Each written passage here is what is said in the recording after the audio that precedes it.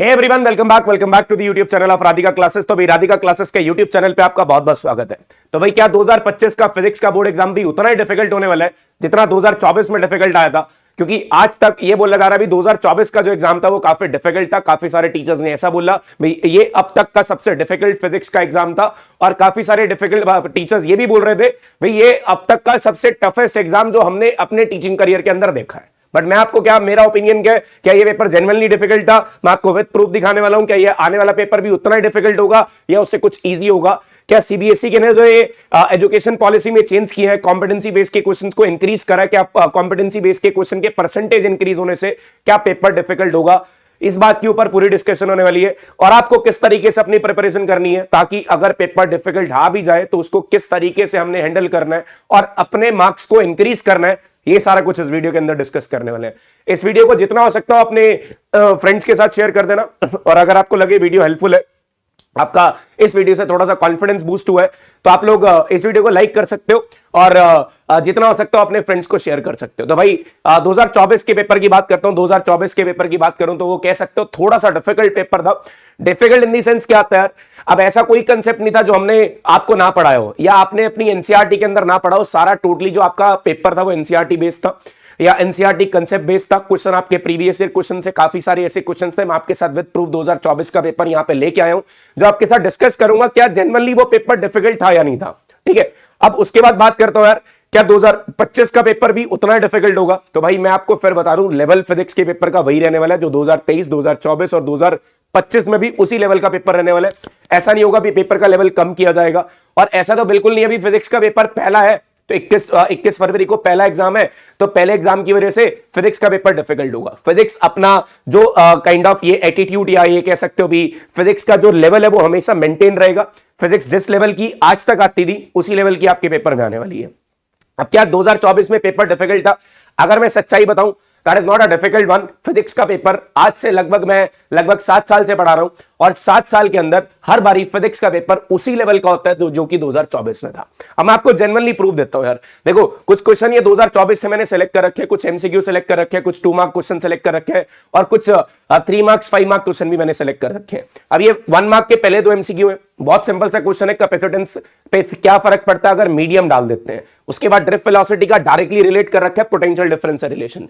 भाई ये वो क्वेश्चन है जो आपको क्लास में इसके वैरायटी ऑफ क्वेश्चंस इतने कराए जाते हैं भाई अगर क्वेश्चन कहीं से भी मोल्ड होके आ जाए तो आप इसको अटेम्प्ट कर सकते हो। क्या तुमने ड्रिफ्ट वेलोसिटी के 2 फॉर्मूले पढ़े होंगे? I is equal to n a v d था, उसका जनरल फॉर्मूला था ए टाउ, फिर उसके बाद acceleration E capital E upon में एम करने के बाद वो सारे रिलेशंस हमने कल क्लास के अंदर पढ़े। आपको जब हमने पीवाईक्यू सीरीज, मतलब जो बच्चे 2024 में थे उनके लिए पीवाईक्यू सीरीज आई थी, सारे सेम क्वेश्चंस उसके अंदर थे।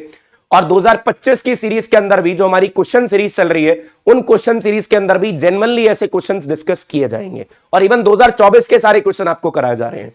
फिर उसके बाद कुछ क्वेश्चंस और चलता हूं। ये थोड़ा सा ट्रिकी क्वेश्चन था, और ऐसे क्वेश्चंस का नंबर मैं मान के चलूं ना भाई 70 में से सिर्फ 10 नंबर के क्वेश्चन ऐसे थे जो इस तरीके से ट्रिकी थे। और ऐसे क्वेश्चंस भी हमने अपनी क्वेश्चन सीरीज के अंदर जो अभी रिसेंटली हमारे इस चैनल पे चल रही है, राधिका क्लासेस के यूट्यूब चैनल पे चल रही है, वो हमने रिसेंटली काइंड ऑफ डिस्कस कर रखी है। ऐसे सिमिलर क्वेश्चंस जो आपके पेपर में आने वाले हैं, जिसको लोग बाकी टीचर्स या इवन ये कह सकते हो भी हम जैसे टीचर्स बोलते हैं भी बच्चों के लिए क्वेश्चन डिफिकल्ट थे।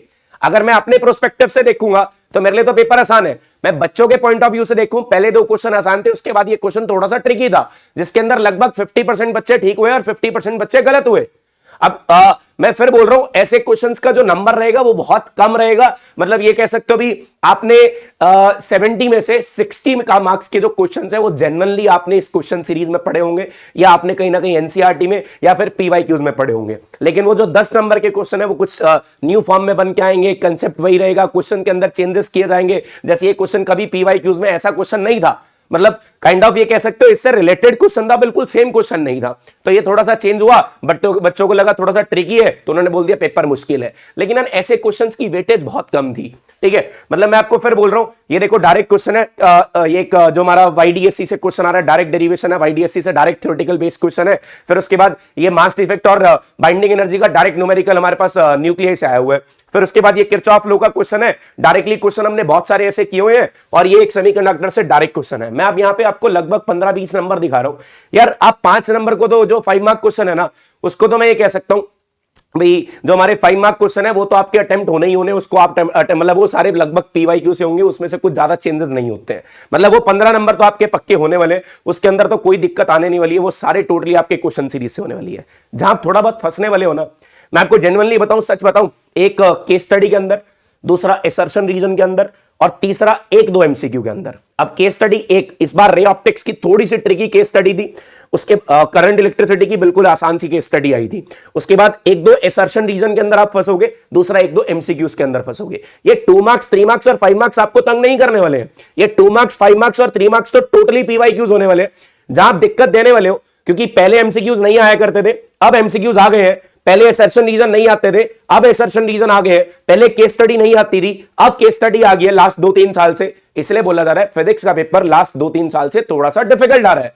अब डिफिकल्ट पोर्शन कितने का रहा? केस स्टडी 8 नंबर की, असर्शन रीजन और एमसीक्यू मिला के 16 नंबर की, 8 और 16 24, इन 24 में से 12 नंबर का पेपर या 10 से 12 नंबर का पेपर डायरेक्ट बिल्कुल इजी फॉर्मुला बेस्ड या फिर कंसेप्ट बेस्ड होगा, लेकिन 10 से 12 नंबर का पेपर जो होने वाला है वो थोड़ा सा ट्रिकी होने वाला है, और वो ट्रिकी पेपर आपको किस तरीके से अटेम्प्ट करना है उसके लिए आपको क्वेश्चन प्रैक्टिस चाहिए होगी। तो मैं फिर बोल रहा हूं, आप फिजिक्स के अंदर 70 में से 40-50 लेना is not a difficult task, लेकिन 50 अबव स्कोर करना, 55 अबव या 60 अबव स्कोर करना इज अ डिफिकल्ट टास्क। तो अब मैं आपको फिर बोल रहा हूं, आपने करना क्या, किस तरीके से प्रिपरेशन करनी है उसकी बात मैं डिस्कशन करूंगा।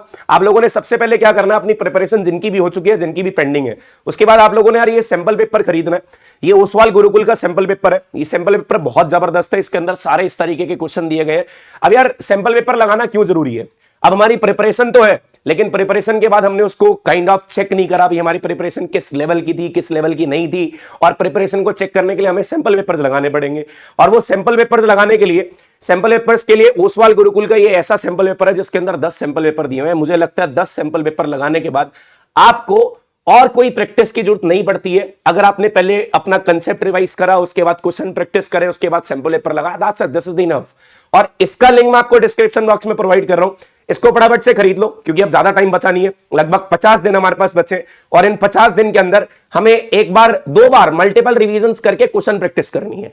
और वो क्वेश्चन प्रैक्टिस हम भी आपकी कराएंगे, आपको खुद भी करनी है, सैंपल पेपर्स भी लगाने हैं, कुछ सैंपल पेपर्स मैं लगवाऊंगा, कुछ सैंपल पेपर आपको खुद करने हैं, और जो सैंपल पेपर खुद करने हैं वो ओसवाल गुरुकुल की बुक से कर लेना, लिंक मैंने डिस्क्रिप्शन बॉक्स में दे रखा है, इसको क्लिक करके आप लोग इस सैंपल पेपर को जितना जल्दी हो सकता है खरीद सकते हैं, और कोई ज्यादा कॉस्ट भी नहीं है, बहुत नॉमिनल सी कॉस्ट में आपको ये सैंपल पेपर मिल जाएगा। अब दूसरी बात, मैंने आपको क्या बोला, फिजिक्स का पेपर उनके लिए डिफिकल्ट था जिनको 90+ स्कोर करने थे।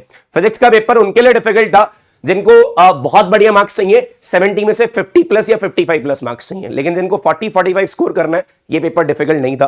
तो 2024 का पेपर जेन्युइनली कह सकते हो 10-12 नंबर का थोड़ा सा ट्रिकी पेपर था, लेकिन मैं ये बता दूं 2025 2023 का भी ऐसा था, 2025 में भी ऐसा ही आने वाला है।